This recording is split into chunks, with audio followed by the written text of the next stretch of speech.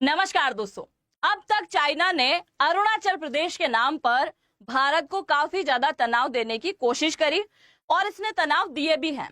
अब भारत एक्शन के मूड में आ गया है और भारत ने यह ठान लिया है कि जो जिस लैंग्वेज में समझे उसे उसी लैंग्वेज में समझा देना चाहिए और इसीलिए भारत ने अब चाइना की ही नीति अपनाना शुरू कर दिया, उसी के लैंग्वेज में उसे जवाब देने की शुरुआत कर दी है।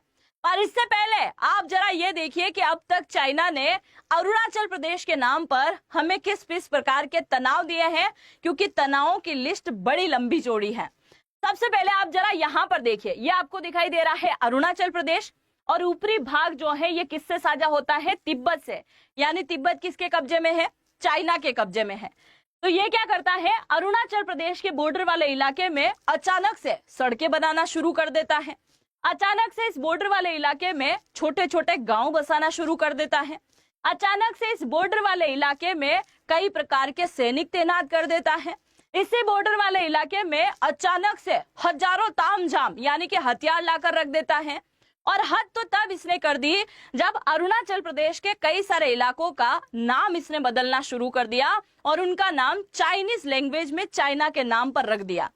कई बार चाइना जो अपना नया नक्शा जारी करता है, उस नक्शे के अंदर अरुणाचल प्रदेश को दक्षिणी तिब्बत बताते हुए इसे जारी कर दिया और बोल दिया कि भारत का अरुणाचल प्रदेश नहीं है, यह हमारा दक्षिणी तिब्बत है।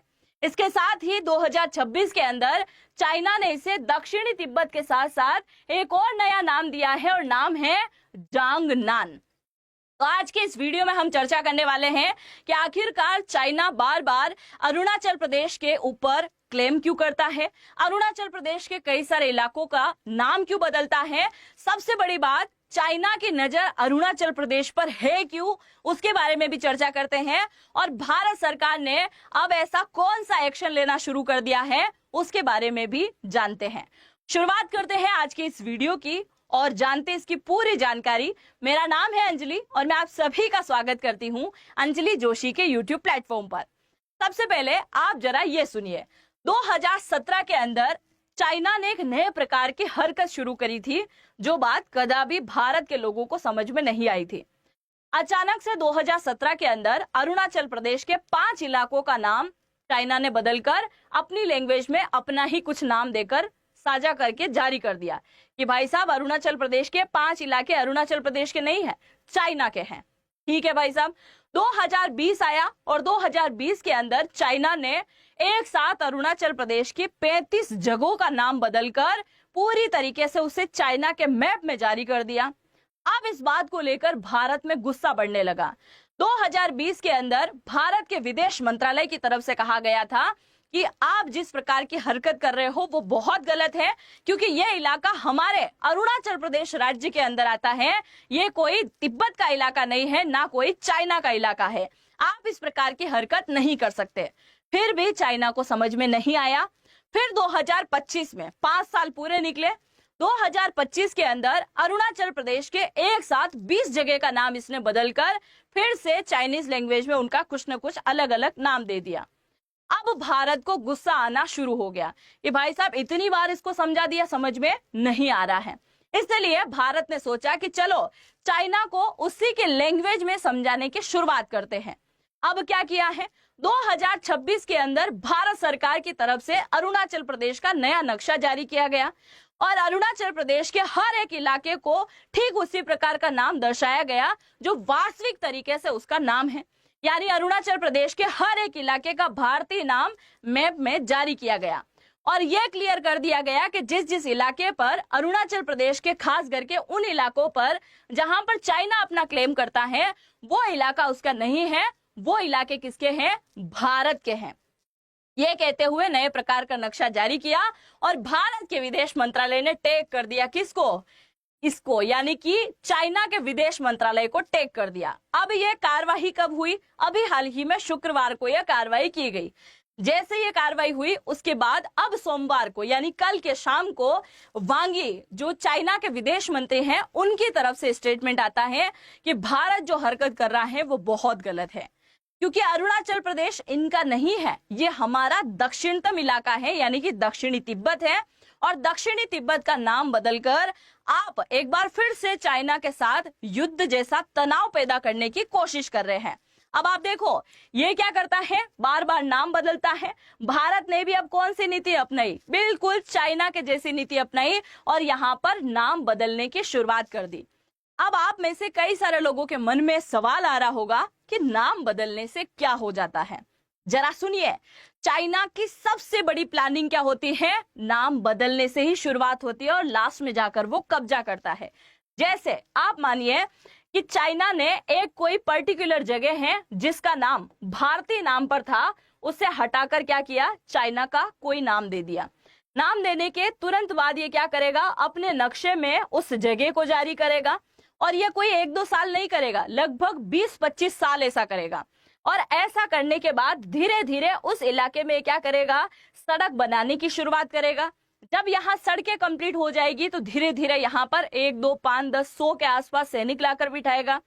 फिर धीरे धीरे सेना की संख्या बढ़ेगी, फिर यहाँ पर चेक पोस्ट बनेगी, फिर यहाँ पर एक बड़ी चौकी बनेगी और फिर यहाँ बड़े बड़े हथियार तामझाम लाकर रख देगा और बाद में जाकर ये क्या बोलेगा, ये इलाका तो हमारा है, यह इलाका उस देश का कभी था ही नहीं। क्योंकि चाइना के साथ में 14 देशों की बॉर्डर साझा होती हैं और उनमें से कई सारे देश इस चाइना की वजह से दुखी हैं, क्योंकि चाइना हर देश के साथ में कुछ इसी प्रकार की नीति अपनाता है। और इसीलिए भारत क्या कर रहा है, बार बार उन जगहों का नाम बदल बदल कर ये साबित कर रहा है कि भाई साहब ये जगह तुम्हारी नहीं है, ये हमारी है।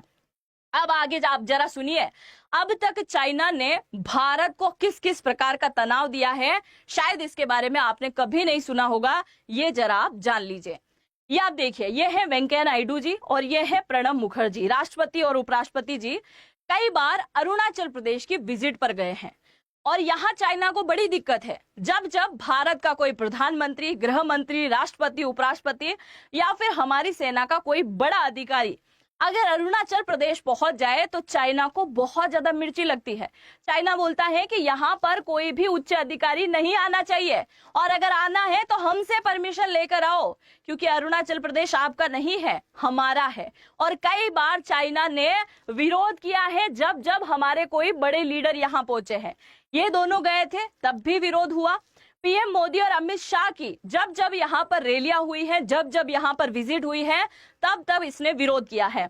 अमित शाह यहाँ पर 3 बार गए हैं और पीएम मोदी यहाँ 8 बार गए हैं और हर बारी जो है चाइना ने यहाँ विरोध किया है कि अरुणाचल प्रदेश हमारा है, आप यहाँ नहीं आ सकते। ये कितनी बड़ी बात है, आप जरा सोचिए।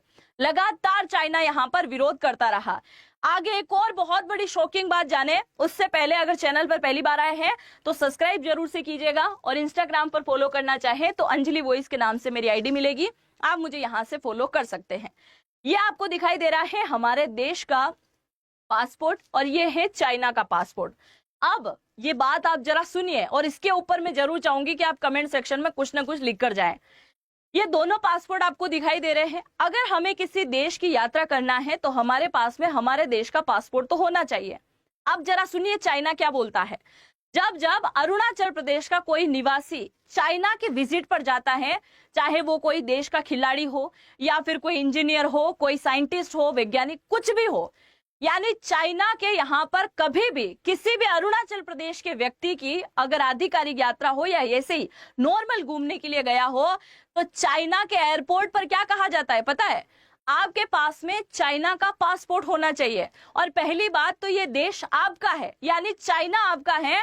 आपको यहाँ आने से पहले किसी प्रकार की इजाजत की जरूरत नहीं है, ना आपको इंडियन पासपोर्ट की जरूरत है। और ऐसा हकीकत में हुआ है।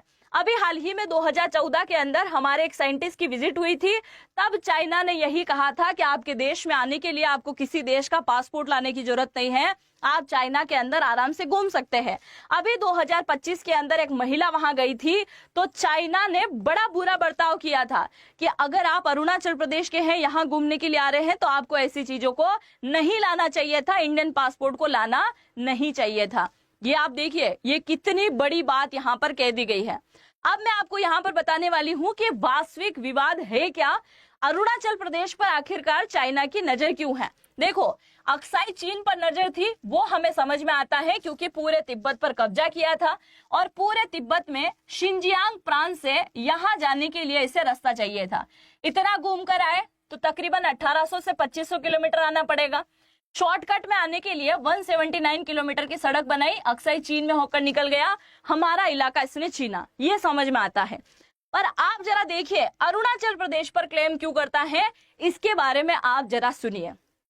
हुआ क्या था, इस कहानी की शुरुआत होती है सन 1914 से। 1914 से कैसे? पूरा का पूरा भारत उस समय अंग्रेजों का गुलाम हुआ करता था, ब्रिटिशर भारत हुआ करता था। और ब्रिटिश भारत जो है, ये जो अंग्रेज थे वो क्या कर रहे थे, भारत की बॉर्डर लाइन खींच रहे थे कि भाई हमारी सीमा यहाँ तक साझा हो रही है, आगे किसी देश की है, फिर नेपाल की बॉर्डर कहाँ तक है, भूटान की कहाँ तक है। तो हर देश के साथ में क्या कर रहे हैं, बॉर्डर साझा कर रहे थे कि भाई ब्रिटिश भारत इतना बड़ा है और बाकी किसी और देश की वो भूमि है। अब यहाँ पर तिब्बत को लेकर कई प्रकार की चीजें सामने आ रही थी, समझ में नहीं आ रहा था कि कौन सा इलाका कहाँ तक है। इसी बात को लेकर हमारे देश में उस समय एक अंग्रेज अधिकारी हुआ करता था, sir Henry McMahon. Henry McMahon ने एक सुझाव दिया कि क्यों ना हमें बैठकर बातचीत करना चाहिए और सीमा विवाद को सुलझा लेना चाहिए कि कहां कहां तक सीमा किसकी है। ठीक है भाई, शिमला के अंदर एक बैठक का आयोजन किया गया, है ना। शिमला के अंदर बैठक का आयोजन किया गया, जिसका मेन लीडर कौन बना था, हमारे देश में रहने वाला एक अंग्रेज हेनरी मैकमोहन। एक तरफ कौन आते हैं, तिब्बत के रिप्रेजेंटेटिव यानी कि ये जो प्रतिनिधित्व होते हैं वो आ जाते हैं, और एक तरफ चाइना के जो प्रतिनिधित्व करता होते हैं वो यहाँ पर आ जाते हैं। सब बैठकर 1914 के अंदर चर्चा करते हैं और बोलते हैं कि भाई साहब अरुणाचल प्रदेश किसका है, भारत का इलाका है, और अरुणाचल प्रदेश से ऊपर वाला जो इलाका है यहाँ से आप मान सकते हैं ये क्या है, ये तिब्बत का इलाका है। इसीलिए हम यहाँ पर एक लाइन खींच देते हैं और बोल देते हैं कि यहाँ तक भारत का इलाका है। ठीक है भाई, 1914 में ये डिसाइड हो गया कि ये अरुणाचल प्रदेश हमारा है और ये पूरा का पूरा यहाँ पर बॉर्डर इलाका खींच दिया गया है, सीमा खींच दी गई। अब इस सीमा को कुछ नया नाम देना था और इसी वजह से अंग्रेज अधिकारी ने बोला कि और कोई नाम दे ना दे, मेरा सरनेम ही दे दो, यानी मैकमोहन ही नाम इसको दे दो। तो यहाँ भारत और चाइना के बीच में अरुणाचल प्रदेश की जो बॉर्डर लगती है उसे क्या कह दिया गया, मैकमोहन रेखा बोल दिया गया, और यहाँ पर पूरी तरीके से सिग्नेचर हो गया और सारा काम धाम खत्म हो गया। अब ये बात जो है बहुत बुरी लगी थी किसको, चाइना के अंदर बैठे हुए एक अधिकारी जिनका नाम था माओ जेदांग। यानी 1914 में ये फैसला हो चुका था और माओ जेदांग की सरकार जैसे ही 1949 में चाइना में सरकार बनाती है तो इनको वो बात बहुत बुरी तरीके से खटक रही थी कि तिब्बत होता कौन है बॉर्डर लाइन खींचने वाला, तिब्बत होता कौन है अंतर्राष्ट्रीय सीमा तय करने वाला, क्योंकि इसकी अगर अंतर्राष्ट्रीय सीमा तय होगी तो वो केवल चाइना करेगा। जरा सोचो, चाइना बोल रहा है किसी और देश के लिए, किसी और देश की बॉर्डर लाइन को लेकर। जरा देखिए किस प्रकार का स्टेटमेंट दिया गया माओ जेदांग की तरफ से। और माओ जेदांग में इतना ज्यादा गुस्सा बढ़ गया कि अब तक हम तिब्बत को बोलते थे कि यह हमारा गुलाम बनेगा, और अब हम मानेंगे कि तिब्बत पूरी तरीके से हमारा गुलाम होना चाहिए, और अगर तिब्बत हमारा गुलाम होगा तभी है मैकमोहन लाइन खत्म होगी और अरुणाचल प्रदेश का इलाका भी किसका होगा, केवल और केवल हमारा होगा। माओ जेदांग ने पीएलए को आदेश दिया, यानी चाइना के जो सैनिक है ना उन्हें पीएलए बोला जाता है, पीपुल लिबरेशन आर्मी इसे कहा जाता है। पीएलए को आदेश दिया कि क्या करो, सीधा घुस जाओ तिब्बत के अंदर। तो चारों तरफ से चाइना के सेना जो है कहां घुस गई, तिब्बत के अंदर घुस गई, और तिब्बत के लड़ाकों के साथ में, तिब्बत की सेना के साथ में युद्ध होता है और अंततः तिब्बत की सेना युद्ध हार जाती है और वो हथियार डाल देती है। जैसे ही वो हथियार डालते हैं और पूरी तरीके से तिब्बत किसके कब्जे में चला जाता है, चाइना के कब्जे में चला जाता है। और जैसे ही चाइना के कब्जे में जाता है तो चाइना हमारे अरुणाचल प्रदेश वाले इलाके में क्लेम करना शुरू कर देता है कि यहाँ तक हमारा इलाका है, जिसे हम साउथ तिब्बत यानी दक्षिणी तिब्बत के नाम से जानते हैं, ये वाला इलाका हमें चाहिए। अब मैं यहाँ एक क्वेश्चन आपसे पूछने जा रही हूँ, यही क्वेश्चन कुछ समय पहले चाइना से अरुणाचल प्रदेश के सीएम ने किया था, है ना, अरुणाचल प्रदेश के सीएम ने किया था।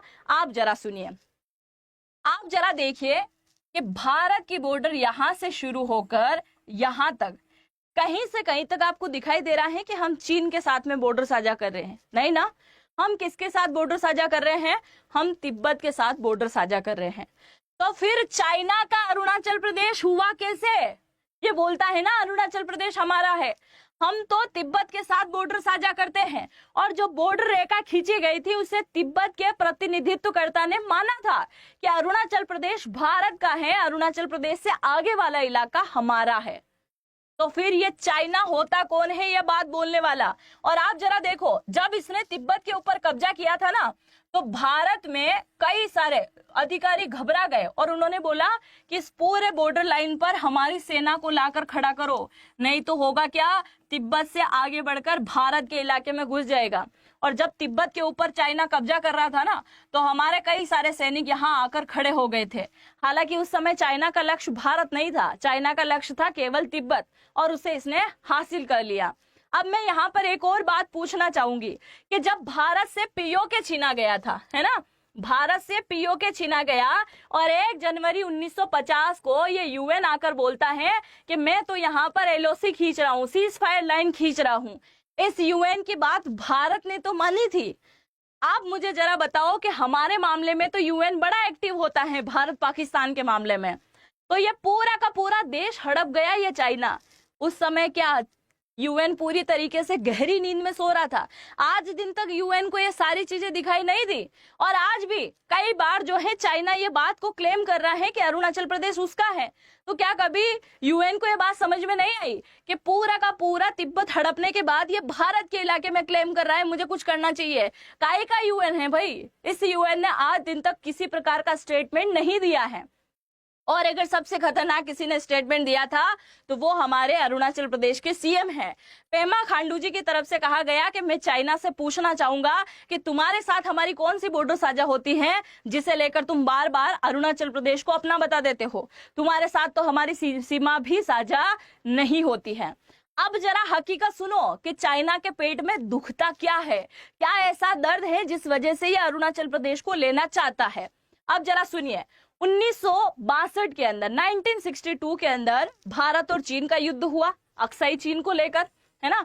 और ये जो नक्शा मैंने बताया है ना, ये चाइना की तरफ से जारी किया गया नक्शा है, जिसमें इस वाले भाग को अलग दिखाया गया, इस वाले भाग को अलग दिखाया गया, और ये हमारे मैप को इसने पूरी तरीके से काट दिया, है ना। ये हमारा ओरिजिनल मैप है, इसको इसने काट दिया है। अब देखो 1962 के अंदर 2 मोर्चे पर लड़ाई हुई। चाइना के सैनिक अक्साई चीन यानी लद्दाख वाले इलाके में भी अटैक करते हैं, और एक साथ इधर अरुणाचल प्रदेश वाले इलाके में भी अटैक करते हैं। एक तरफा 1962 में नवंबर के महीने में एक तरफा युद्ध विराम की घोषणा कर देते हैं चाइनीज सैनिक, क्योंकि इनका जो लक्ष्य होता है वो पूरा हो जाता है, और ये धीरे धीरे यहाँ से पीछे हटना शुरू कर देते हैं। अब देखो, अक्साई चीन में जहां तक का इलाका इनको चाहिए था वहां तक चाइना की सैनिक आ गई, यहाँ से ये पीछे नहीं हटे। वहीं अगर हम अरुणाचल प्रदेश की बात करें तो उस समय चाइना के सैनिक तुआंग, सीला, बोमडिला और बालोंग वाले इलाके तक घुस आए थे। हमारे सैनिकों के जितने भी चेक पोस्ट थे और जितने भी चौकियां थी उन सब के ऊपर इसने कब्जा कर लिया था। पर एक तरफा युद्ध विराम की वजह से चाइना ने सोचा कि ये हमारा लक्ष्य नहीं है, इसे छोड़ देते हैं, हमारा लक्ष्य ये है, मिल गया अक्साई चीन, चलो यहां से जाते हैं। अब चाइना के सैनिक अरुणाचल प्रदेश से निकलकर चले गए, और वही सारी चीजें आज भी चाइना के दिल में खटक रही है कि उस समय अरुणाचल प्रदेश हमारे हाथ में था, उसे हमने छोड़ दिया। और ये बार बार मन में आता है। ऐसा कई बार होता है ना कि हम कोई बात करते हैं कि भाई हमें ये कर लेना चाहिए था, और अगर हम उस बात को वापस रिपीट ना करें तब तक दिक्कत होती है। तो अब चाइना के पेट में वही दुख रहा है कि उस समय अरुणाचल प्रदेश हमारे हाथ में था, हमने छोड़ दिया, अब हमें अरुणाचल प्रदेश वापस लेना चाहिए। और उसी बात को लेकर 1962 के बाद 1986 में भी अरुणाचल प्रदेश के तुआंग वाले इलाके के पास में चाइना और भारतीय सैनिकों का तनाव बढ़ा, और यहाँ पर छोटी मोटी झड़प भी हुई थी। और इसके अलावा वांगडुंग वाले इलाके में भी लगातार तनाव होता रहा है। 1986 के बाद 1989 के अंदर भी कई प्रकार के तनाव हुए थे, क्योंकि चाइना को ये सारी चीजें भी तो चुभती हैं कि इसी तिब्बत वाले इलाके से, तुआंग वाले इलाके से होते हुए ये जो हमारे पास में दलाई लामा है वो भारत के अंदर चले गए थे। ये तुआंग वाले इलाके के ऊपर तो चाइना की कुछ ज्यादा ही नजर है, क्योंकि ये क्या है, एक बहुत बड़ा धार्मिक स्थल है, यानी दलाई लामा को मानने वाले बौद्धिक लोग जो हैं कुछ ज्यादा यहाँ पर निवास करते हैं, इसीलिए त्वांग क्षेत्र पर तो बहुत ज्यादा नजर है किसकी, चाइना की। इसके अलावा आप जरा सुनो, अभी 2022 के अंदर भी इस त्वांग वाले इलाके में चाइना के सैनिकों का और भारतीय सैनिकों का एक बहुत बड़ा झगड़ा यहां पर हो चुका है, और इसी वजह से भारत ने अब फॉरवर्ड मिलिट्री यहां बढ़ा दी है। फॉरवर्ड पॉलिसी जो होती है ना, उसके अकॉर्डिंग भारत लगातार बॉर्डर वाले इलाके में चौकियां बना रहा है, नए नए हथियार यहां पर तैनात कर रहा है, यहां पर सैनिक भी ज्यादा संख्या में तैनात हो गए हैं, और हर प्रकार की रसद यहां पर उपलब्ध करा दी गई है। यानी अगर थोड़ा सा भी तनाव हुआ तो बिल्कुल भारतीय सेना एक्शन के मूड में आ जाती है, पर यहां पर गोलीबारी नहीं हो सकती। मतलब गोलीबारी आप नहीं कर सकते, तनाव जरूर कर सकते हैं। अब ये गोलीबारी क्यों नहीं हो सकती है, उसके बारे में भी आपको मैं आगे बताने वाली हूं। अब आप देखिए, भारत और चाइना के बीच में कई बार सीमा पर तनाव हुआ था। 1988 की अगर हम बात करें तो राजीव गांधी जी को ये बात अच्छी नहीं लग रही थी कि बार बार सीमा पर भारत की सेना और चाइना की सेना लड़ाती है।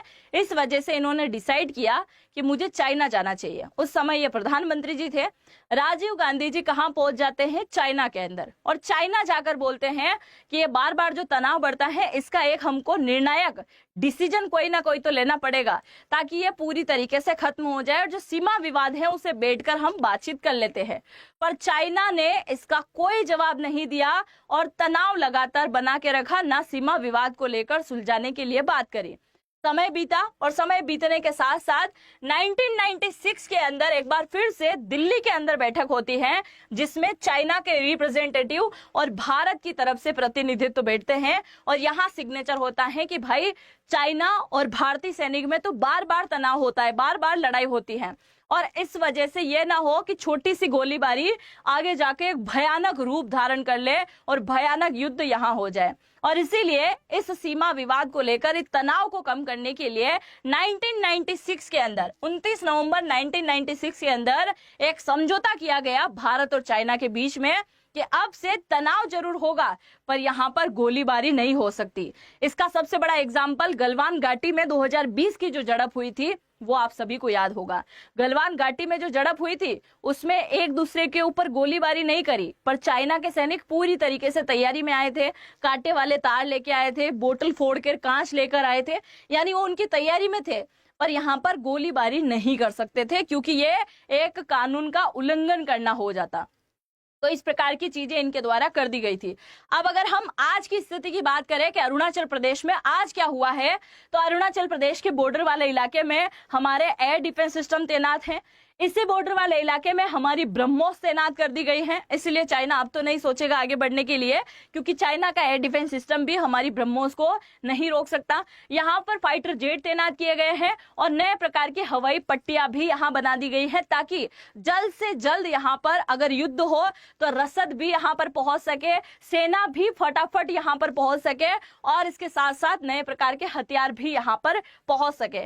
तो नए नए प्रकार के डिफेंस को लेकर हर प्रकार की सुरक्षा को लेकर कार्यवाही यहाँ कर दी गई है, और जो डॉग रोबोट बनाए हैं वो डॉग रोबोट भी यहाँ पर तैनात किए गए हैं।